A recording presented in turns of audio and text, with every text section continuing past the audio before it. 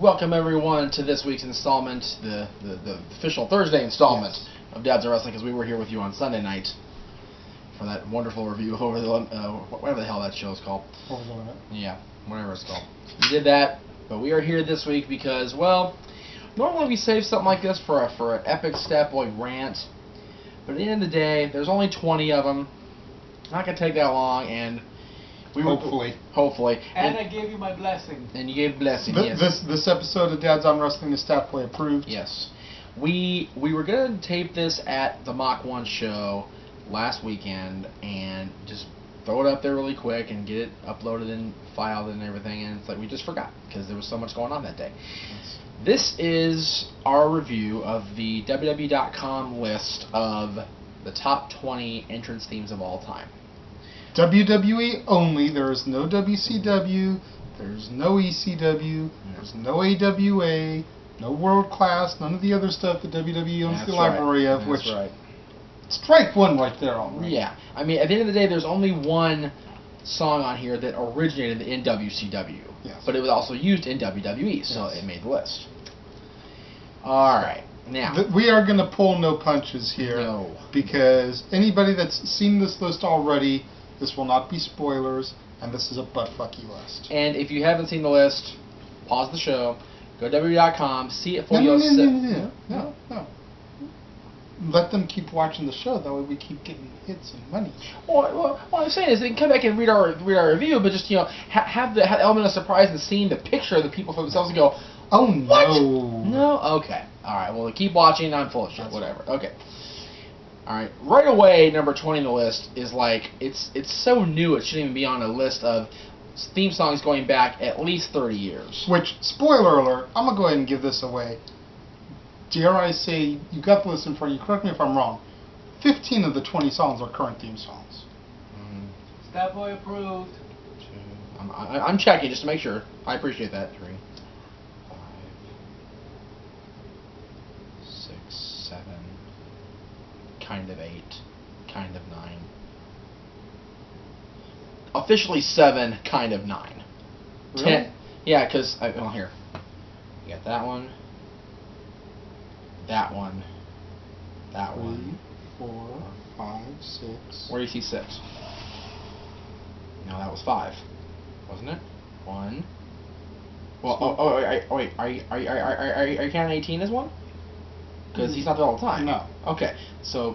we'll just go through Yeah, okay. Because we're lollygagging. Yeah, we're lollygagging. Okay. All right, number 20 is Randy Orton, Voices. Correct. That's one. Not Burning My Light, but Voices. Yes. I do like Voices. It grew on me. I didn't like it at first. Me neither, because I loved Burning My Light. Yeah, but it has grown on me in the last however many years. I do like the song. Is it top 20 all-time greatest songs in the history of WWE's music library, which goes back to, I believe, 1983? No. No, it's not, because that's 30 years. Yeah. That's like my age. No. So one current right there. I'm gonna keep track of the current. Okay, very good. Number 9, 13, Tazz. Cypress Hills was better, I thought. But at the end of the day, Cypress Hills was just a remade of Rock Superstar. Rock Superstar, right? But I thought it was still better than just the. Well, they're going to give Jim Johnston as much credit as they can throughout this list, because that's their resident producer. It is. It is. Tazz's song was good, but is it top 20 worthy? No. Fuck no. No. 18, however, is. It's all about the money. The $1 Million Man. And by the way, just so we can monetize this mess, we're going to post links in the comment area or whatever, the description area of YouTubes for this, that we all can see these for yourselves. And for those of you that may not remember what these songs are, the new fans, the C Nation, if you will. Yeah, because, I mean, DiBiase pops it every now and then, but, they're more familiar with DiBiase Jr. and his I got the money, that one, so, anyway. But $1 Million Man, Ted DiBiase's theme is classic. It was classic then, it's great now, it's just a great song, and it's very simple, but it works. Yes, I definitely think it deserves to be on the list. Yes. Possibly even higher than it is. Oh, yeah. And then you have another current one, except for when he's suspended Or injured. or suspended or injured or Rey Mysterio, Booyaka, and it's not even the original one he came out with, the one where he gets shot up into the can. It's Booyaka 619. Yeah, I was going to touch on that because I think the other one was better. I do too. Tremendous. I have nothing against POD at the end of the day. I don't either. But I liked his first song better. Who's that jumping out the sky? R-E-Y Mysterio. Here we go. Yeah, great. That song was awesome. Yeah. You know what? I'll tell you what. I'll even do the help on this one. I'll post them both. Let the people decide. Yes. On that one. Because we are real people power. That's right. Hashtag real people power. Hashtag associate the Renegade. Okay. So 2 current songs. And now we have 3. And this one I will give uber credit for because it was great as an indie song. It's great as a song now. I'm glad they brought it back when he re-signed. CM Punk, Cult of Personality. This song is sick. This song is sick, and I love this song. I loved this song when it first dropped in 1988-89. Yeah. Okay? But here's my problem with it. Okay. Too current. This song is not even a year old in the company. No. And it is better than the $1 Million Man. Better than Voices. No, I don't think so. Now, you want to try and throw this Fire Burns in there? You might be able to make an argument with me that it deserves to be in the spot that Cult of Personality is in. Okay. But for a song that has not even been used for a theme for a year, no. Right. I have issue with that. Oh. Slightly off topic. I finally saw the Cult of Personality shirt. I went to Cult's website. It's funny. Have you seen it? I saw it at the freaking WrestleMania press conference. Oh, yeah. I want that shirt. Yeah, see, I didn't watch that press conference, but oh my god, that was great. Cole, if you're out there, bring it to the NWA tapings, dude. I will buy that off you. No lie. Well, I stole the iStar Cult one too, though. I'm just Let's saying. get back to the theme song. All right, number 15 is not current at the moment. It depends when he comes back. If he does come back, I saw him at Frankenstein's. He looks like TNA version of himself. There's no more dyed hair again. Kevin Nash / the NWO Rockhouse, the NWO theme song. Not the Hulk Hogan porn version that you're doing over here. Let's be real. That one. Again, WWE theme songs of all time. It lasted from February to June of 1 year. So 4 months. No. But if you're making an all-time list, absolutely. Okay, now here's my beef with this song. As great as the NWO is, yes, not gonna knock the NWO. No. Oh. Okay. Like you just said, the song had a 4-month longevity. In WWE, right? Yeah, exactly. Okay. You want to throw a WCW song on the list that had longevity in the WWE? Booker T. Yeah. He used that song pretty much his entire WCW career, except for when he was Misfits in Action. He used that song pretty much his entire WWF career, except for the brief time where he was King Booker and the brief time where he had that "Can You Dig It" from Originals. Oh, God. That song's got longevity. Ric Flair's theme, the 2001 Space Odyssey song. Longevity. But again, that didn't come from WWE's production truck. Okay. Neither did Rockhouse. I know. I'm just saying, if you're going to throw a song in there from WCW that has been used in WWE, I just give you 2 songs that got better shelf life. Exactly. And again, if you're spoiler alert, 2 songs that aren't on the list. Yeah. Flair isn't on the list of the 20 greatest songs of all time. Shit. Pause the video. Scratch your head. Go get yourself a tasty beverage, Arizona tea if you want. Come back, press pause, and we can keep going. Alright. Now that you've had your break. Yes. Christian, number 14, Just Close Your Eyes. Now, we don't know, we'd actually click the video to see which Just Close Your Eyes it was. If it's the female voice, might not have a problem with it, because it lasted for a good long while. If it's the one that he came back to ECW, even if I think it's ECW, that's still over 4 years now. So it's not super short longevity. True, but it is still a current song. Right. But I think the song overall has lasted well over 6 or 7 years, yeah. and I think it's a good song.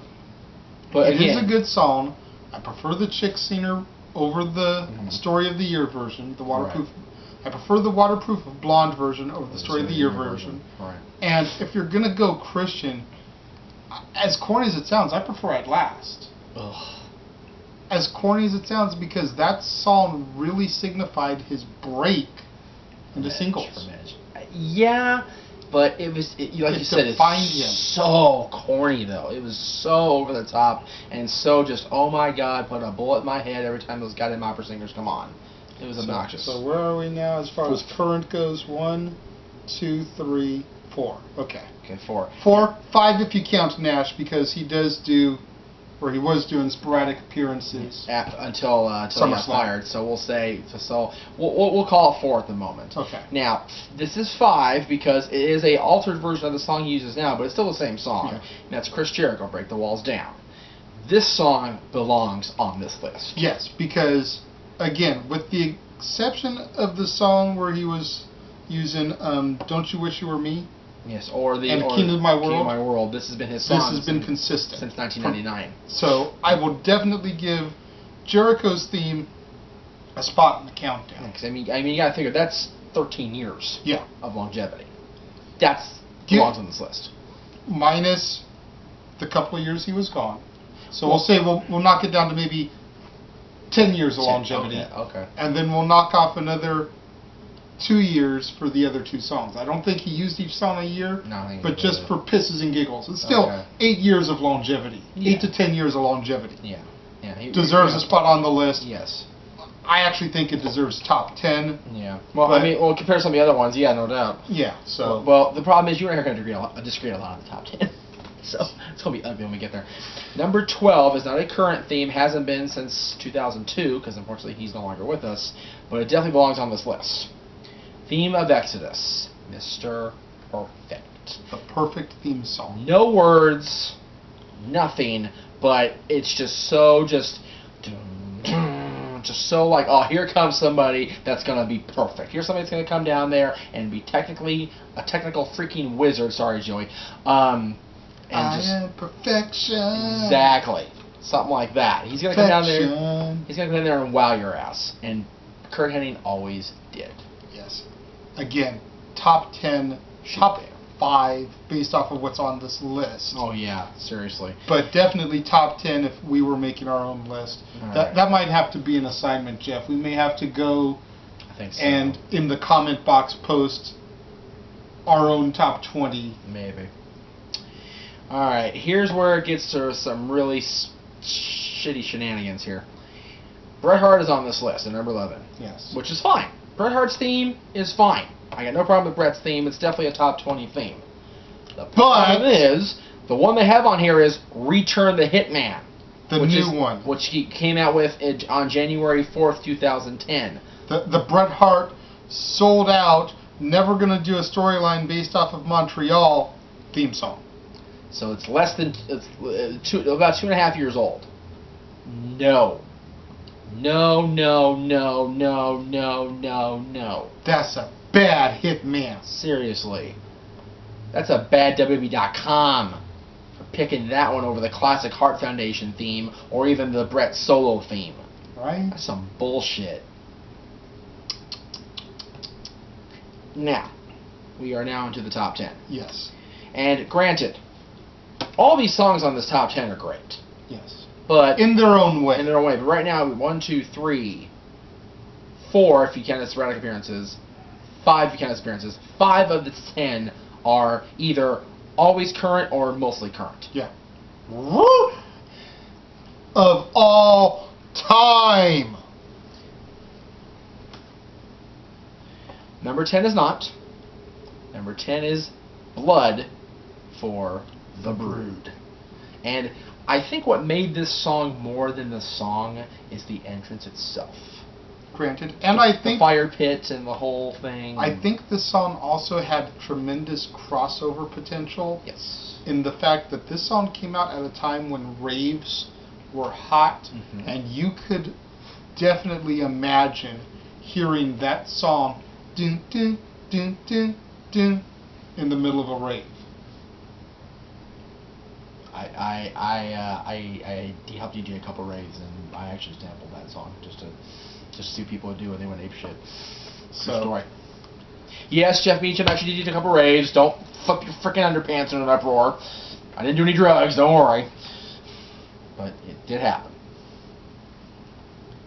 Alright. Ask my DJ friend. I'm not going to give his name because I don't want to get into So, Blood, the Brood song, yes. I But definitely would maybe consider top 20. But definitely I would up maybe have it in the bottom of the top 20. Yes. As far as the greatest themes of all time, because it was a good theme song. Don't know if it's top 10 worthy. No. Number 9, I go back and forth because I don't like the guy. Never did like the guy. But the song made the crowd go crazy and announced the arrival of one of the craziest guys in the history of the world, the Ultimate Warrior with Unstable. This song got the crowd pumping. This song got the crowd, like, oh, here he comes, here we go, shit's on. And he would run to the ring, shake the ropes, shake the ropes, come in there and squash somebody, and that was it. Yeah. Which, granted, was good at the time, but, and Hogan, okay, when Hogan has to carry you to a match, there's something wrong. Anyway, and I'm wearing the shirt, y'all, seriously. Yes. But, he bleeds red and yellow. I do, red and yellow. But Warrior's song, regardless of Warrior's self, top 10? Yes.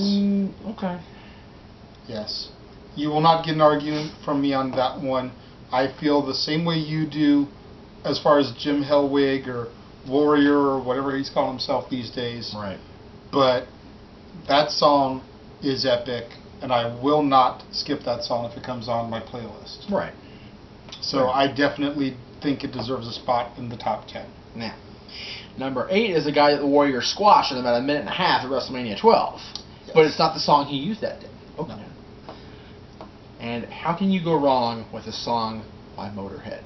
You can't do it. Triple H's The Game. Now, we talked about the current songs on the list, and they shouldn't be on the all-time. Yeah, remember, Triple H has used this song since late 2000. Yes. Consistently, except for the times he was with DX. Or when he used the King of Kings for a minute. Well, but even still, King of Kings is still.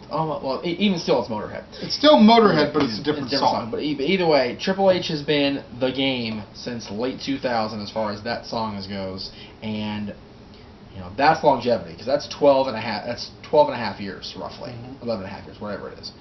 You can't argue with that. I don't think personally. It definitely belongs up here on this list. Top, number 8. Debatable, but definitely deserves a spot on this list. This song is awesome. I'm not going to argue the awesomeness of the song, but this song has never been my favorite Hunter song. My favorite Hunter song has always been My Time. Yeah.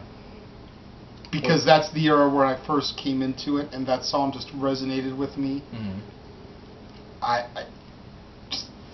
Everything about that song screamed what I wanted to be at that time.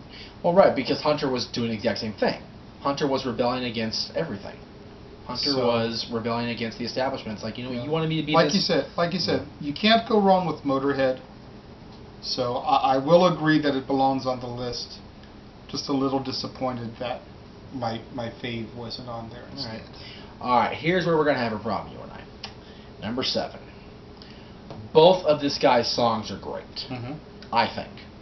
I know you're not a fan of the current one, because it's been beat to death in the last 7 years. And that's the only reason I'm not a fan of it. Right. I did love the song when it first came out. Okay.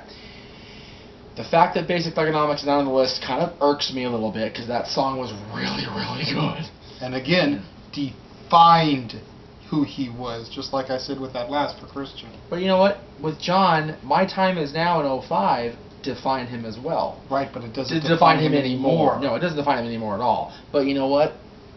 It's still his time. It does it define him? No. But until Vince and Hunter get all hair up their ass, he's their boy. I know. And he can be their boy with a new song. He can. But does hustle, loyalty, respect. Use that shit from fucking Legendary. That song defines more who he is now than freaking My Time Is Now. Right. But at the end of the day, beat to death or not, spot on the list is deserved. Great song, I think. I disagree. I mean, compared to the other songs on the list that you're about to name off, I disagree. Well, I mean, think about it. When you break it down, the other two guys that defined their era are on here. Yeah. And they're higher than John. Yeah. So I think John belongs on here. I think that song belongs on here. I think John belongs on there. I will even go ahead and begrudgingly agree that My Time Is Now belongs on here. Don't think it belongs top 10. Okay, I will agree with that. I don't think it deserves top 10 either, but definitely belongs on the list of top 20. I will give John top 20. And if I'm gonna have my arm broken to put My Time Is Now on there, so be it. But not top 10. No. Now, luckily, all these other songs. At least I'm not trying to put his, generic production theme that. Yeah, no. Yeah. If somebody finds that for us, I have it. We don't care. Yeah. I have it All on right. the computer. Luckily, the top 6 definitely belong above Shawn Michaels. Definitely belong above John Cena. I think personally. I think they do. Including number 6, Rest in Peace, The Undertaker. Now. Yeah. Undertaker definitely. Yeah. I'm gonna go ahead and give this. I don't think the number 1 belongs above Cena. I'll agree with that. We'll get to that. I'll agree with that. I'll agree with that. But based on this list. Yeah. Now Undertaker, seriously, take your pick in the last 20-something years. The guy hasn't had a bad song yet. Even with the ones he sampled from actually other artists besides Jim Johnson.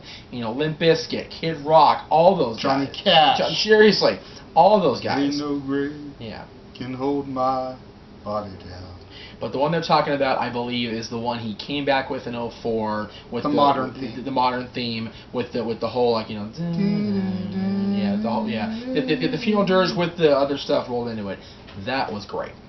It is. And it it is still a good is. theme song. Yes.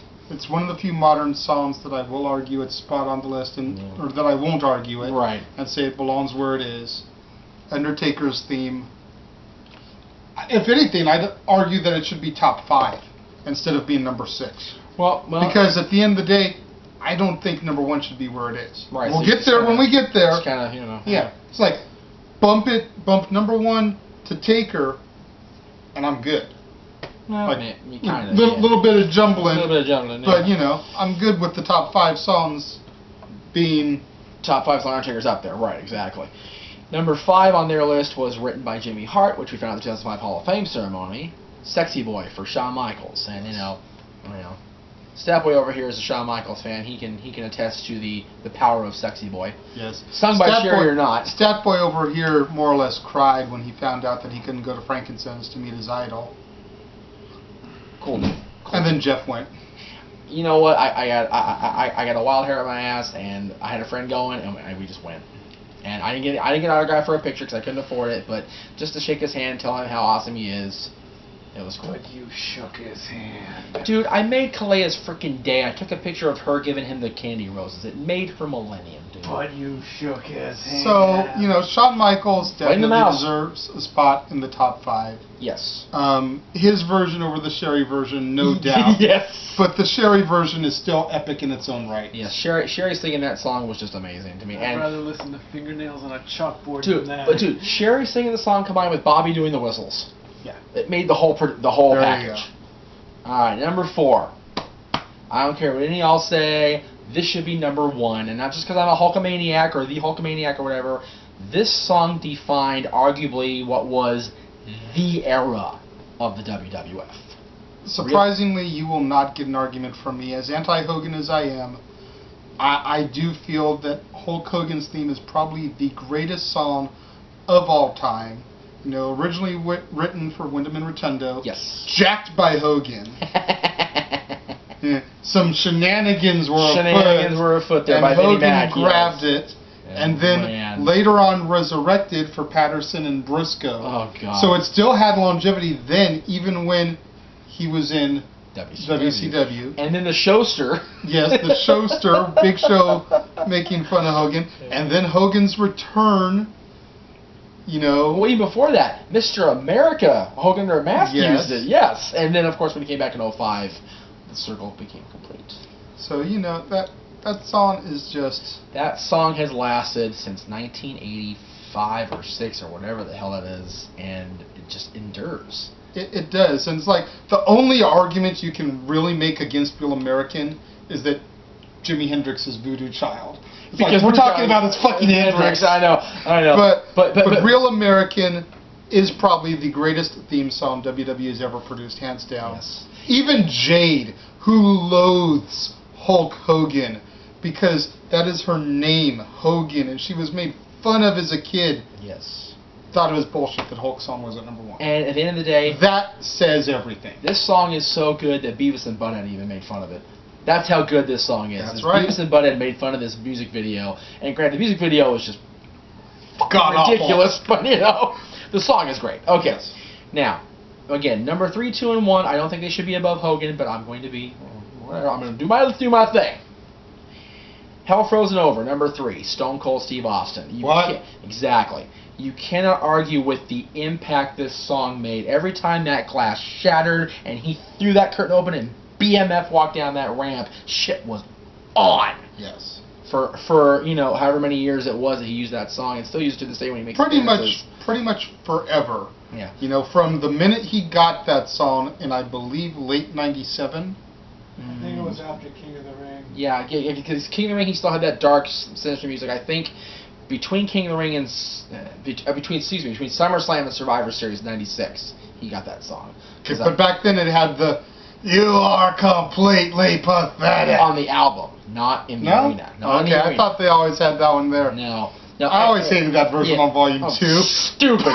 and the only there's a little bit of different beat to it. It wouldn't it wouldn't like crash like it did now. Like doom doom doom doom doom doom doom, and then like when it picked up the tempo 97, 98 and really started being in the Rage Against the Machine type shit. But then it was on. Yeah, but great song.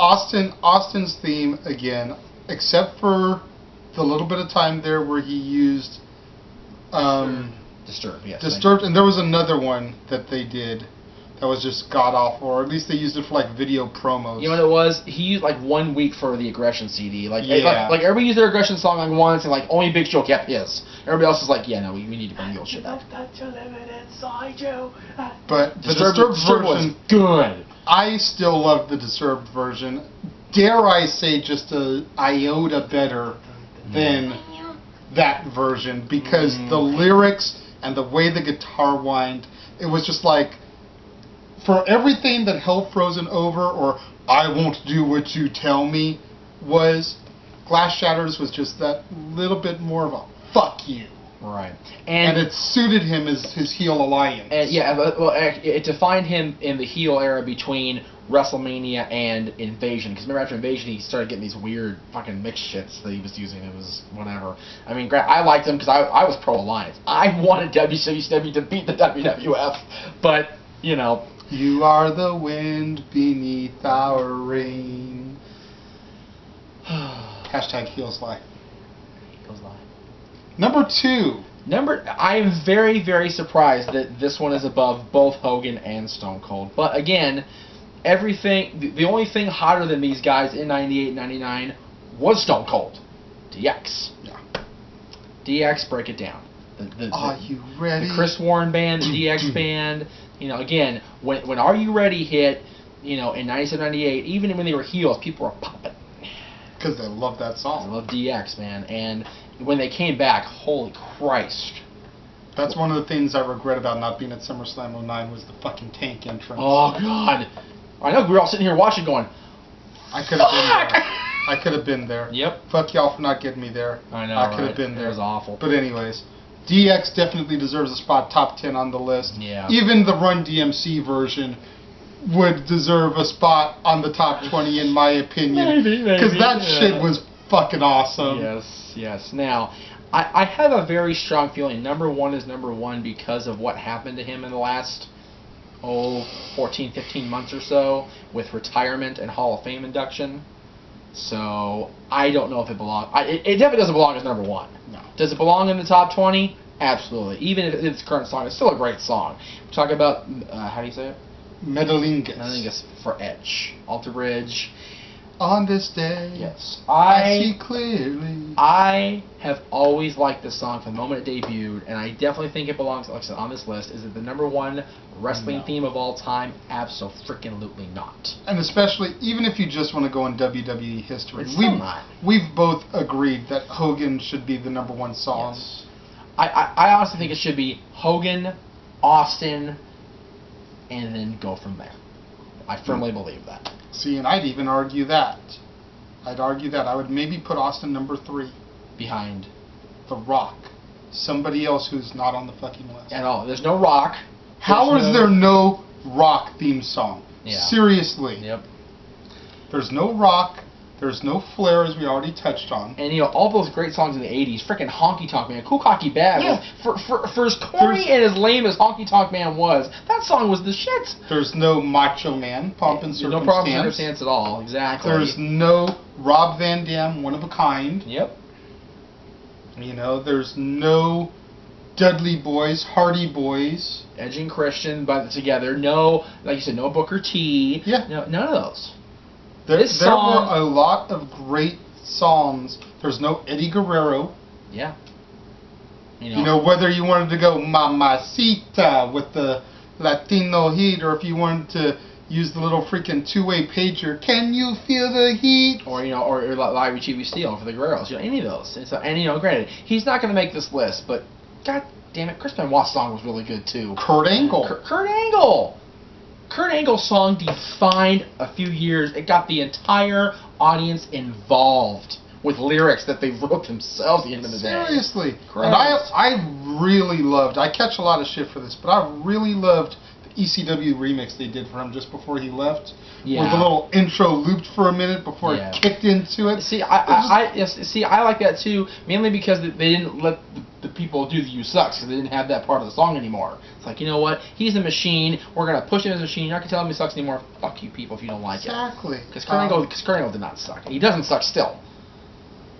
But there's so many, you know, there's so many glaring omissions that, you know, we're gonna have to definitely take a step back. You know, and as much as and not just there's Trish. I was gonna say there's no divas on this Trish list. or Lita. Trish, Lita, Mickey, and you know the girls that defined earlier, Sable, Sunny. Sunny. Seriously, when people heard that growl at the beginning of the Sable song, everybody was like, "Hello, where's she at? Here we go." Same with Sunny. As soon as they heard that, I know you want me. Yeah, exactly. The whole crowd craned toward the ramp. where's she at? Where's she I at? want to see her. Exactly. Sunny, Sable, Trish, Lita, Mickey, you know, Terry, you know, Jacqueline, you know. Boss Man.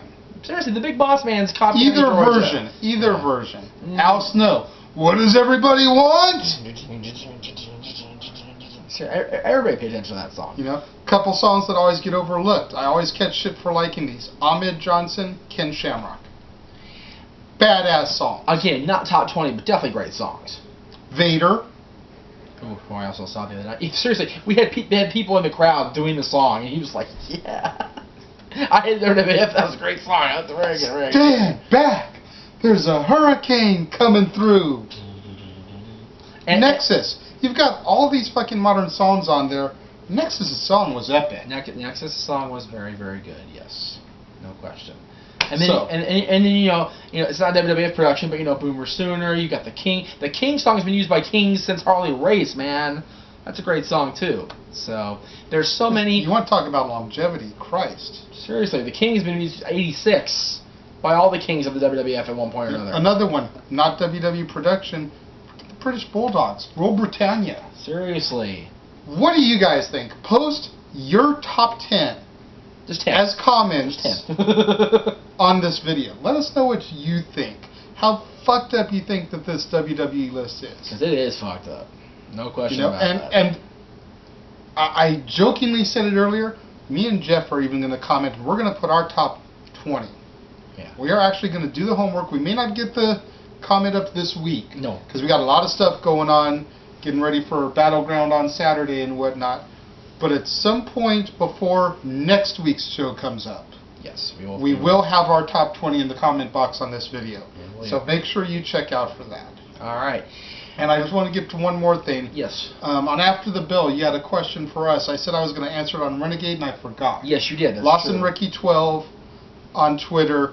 the worst wrestler I have ever seen. Yes.